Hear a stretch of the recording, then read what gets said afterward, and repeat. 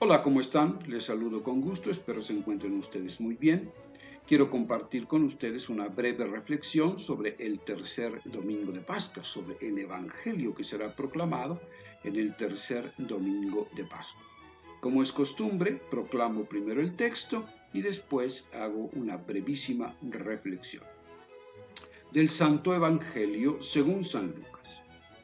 Cuando los dos discípulos regresaron de Emaús y llegaron al sitio donde estaban reunidos los apóstoles, les contaron lo que les había pasado en el camino y cómo habían reconocido a Jesús al partir el pan. Mientras hablaban de esas cosas, se presentó Jesús en medio de ellos y les dijo: «La paz esté con ustedes».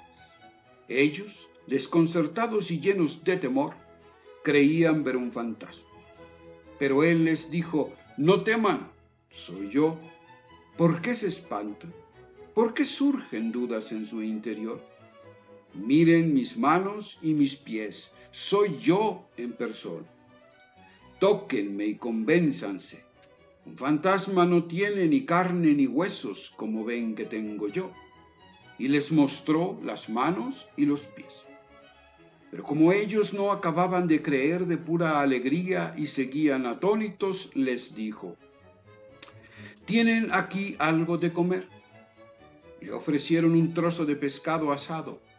Él lo tomó y se puso a comer delante de ellos.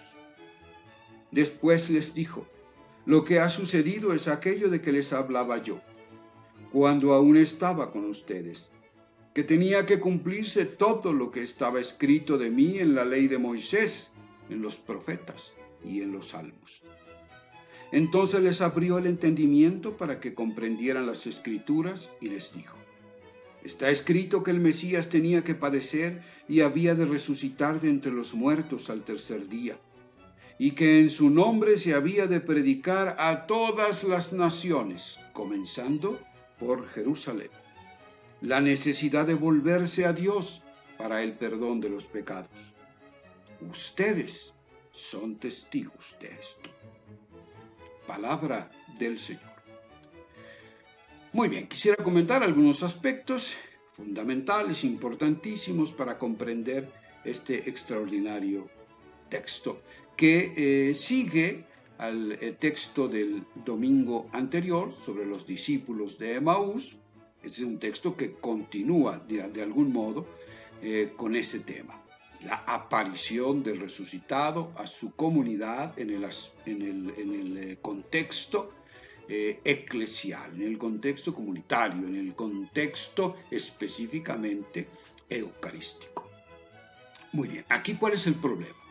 El problema es que Jesús se presenta en medio de ellos, les quiere comunicar su paz, pero ellos son incrédulos. Ellos piensan que Jesús y su proyecto son irreales. Por eso dice el texto, pensaban que era un fantasma. Es decir, no es que se esté afirmando en el texto la existencia de fantasmas. Este es un recurso literario simplemente para significar la incapacidad de los discípulos para aceptar la realidad plena de Jesús y su proyecto como camino de salvación, como camino de plenitud. Estos están absolutamente llenos de dudas. Y entonces Jesús les pone delante un camino de resolución de esas dudas. ¿Cómo pueden ellos llegar a creer o a hacer experiencia de la realidad del resucitado? Entonces les muestra sus manos y sus pies, que están heridos. Recuerden ustedes que las heridas de las manos y los pies de Jesús en los evangelios significan, por un lado, la plena concordancia, digamos, o la plena identidad de Jesús resucitado con el Jesús crucificado. Es decir, son los signos de la vida entregada, del amor entregado, del proyecto de Jesús para que el hombre tenga vida. Él es uno que ha venido a servir y no a ser servido. Es uno que ha venido para entregarse para que nosotros tengamos vida. Esa es la propuesta de Jesús. les muestra esto, es decir, lo que les está diciendo es: participen ustedes, háganse copartícipes de mi pasión, de mi vida entregada, de mi servicio por los hombres. Hagan suya mi historia en su propia historia. Vivan el amor sin límite, como yo lo he vivido. Y entonces harán la experiencia de mi ser resucitado, totalmente nuevo. Y entonces también empezarán ustedes a participar de esa misma vida. Entonces ese es el primer camino que les propone Jesús. No hay otro camino para experimentar al resucitado. Estar en un contexto eclesial, eucarístico, desde luego, como lo hemos explicado en la cápsula anterior, una vida de fraternidad, una vida de compartición, una vida de solidaridad. Y en ese contexto eclesial, eucarístico, hay que vivir sirviendo, hay que vivir entregando la vida. Y entonces sí que se empieza a hacer experiencia de la realidad del resucitado.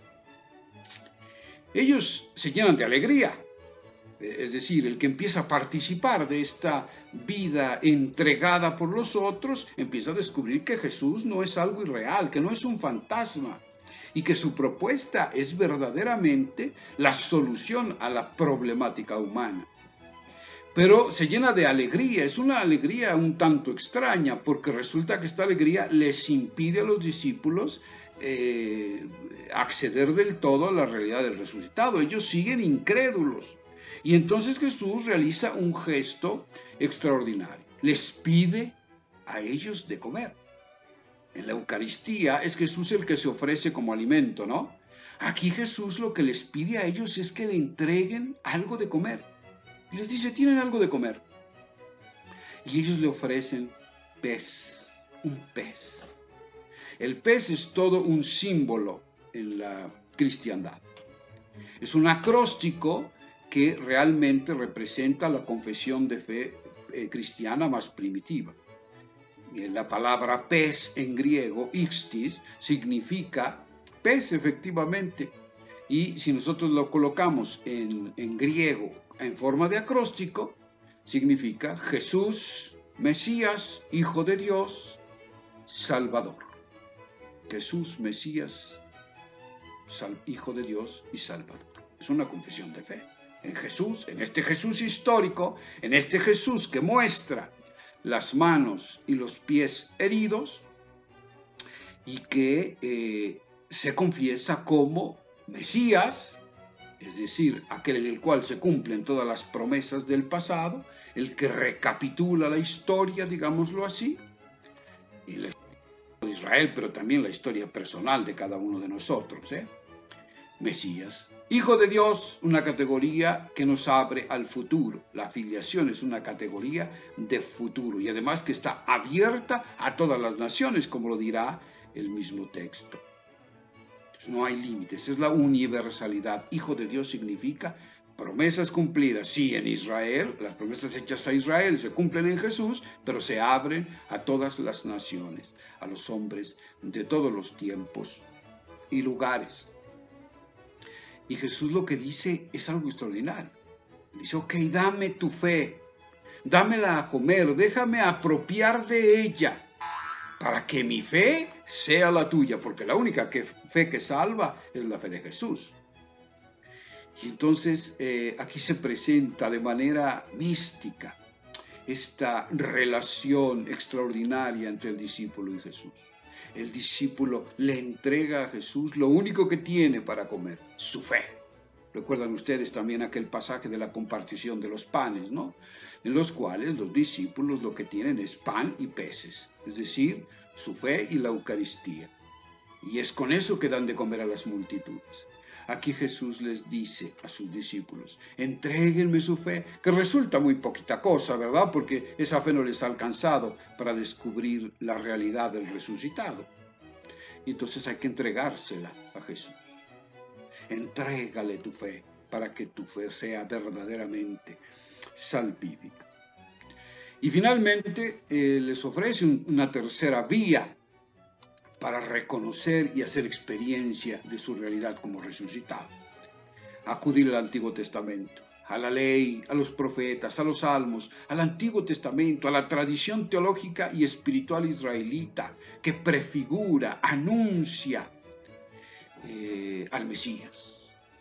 Y específicamente a este Mesías doliente, este Mesías que entrega la vida, este Mesías crucificado. Ahí está el testimonio de él, oculto en las gloriosas páginas del Antiguo Testamento. El cristiano no puede, si quiere hacer experiencia del resucitado, no puede obviar los maravillosos contenidos del Antiguo Testamento. Entonces, es una invitación para vivir esas líneas teológicas y espirituales, no para conocerlas intelectualmente, para vivirlas y entonces descubrir experiencialmente a este que se hace presente y que tenía que sufrir, ser entregado y resucitar al tercer día.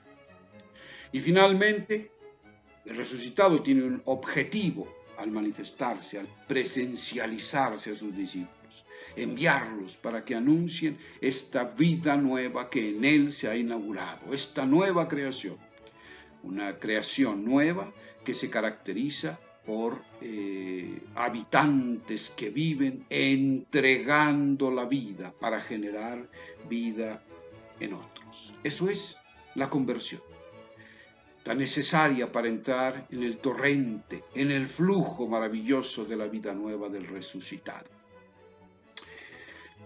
Pues hasta aquí mi reflexión. No quiero cansarlos, no quiero que estos videos se conviertan en una perorata interminable, solamente apunto algunas líneas teológicas y espirituales para que ustedes tomen mejor provecho de estas extraordinarias lecturas. Gracia y paz para ustedes. Nos vemos en una próxima reflexión.